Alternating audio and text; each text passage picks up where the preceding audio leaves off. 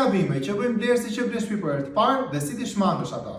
Nuk bëhet një buxhet real. Shumë shpesh blerësit mendojnë vetëm për çmimin e shtëpisë, por harrojnë shpenzime të tjera si taksa, notari, sigurimi pronës, mobilimi apo pse jo edhe një parkim. Nuk marrin një aprovim paraprak nga banka nga e cila duan të marrin një kredi. Shumë shpesh klientët nisin të shojnë për shtëpi, gjejnë apartamentin e duhur, fiksohen me atë pronë, me atë apartament. Dhe pastaj mërziten kur kuptojnë që banka nuk ja jep atë kredi. Pse? Se nuk kanë bërë një bisedë paraprake me bankën. Dhe ka humbur gjithë ajo kohë, ikën dëshira për të parë apartamente të tjera dhe të ngjetë mendja vetëm tek ajo shtëpi. Prandaj është shumë e rëndësishme të bësh një bisedë paraprakisht me bankën sa kredi ti mund të marrësh. Dhe e treta, vendosin vetëm nga fotot online. Shumë shpesh marrim telefonata apo mesazhe që pyesin sa është çmimi i fundit, a kanë ndonjë negociat apo jo. Dhe pastaj mërziten nga ndonjë përgjigje negative që mund të marrin. Dhe heqin dorë totalisht nga prona.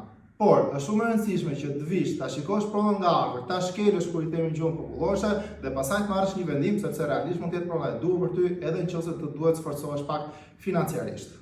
Nëse je gati për të parë shtëpi, por nuk do të biesh në këto kurthe, është shumë e rëndësishme që mos bësh këto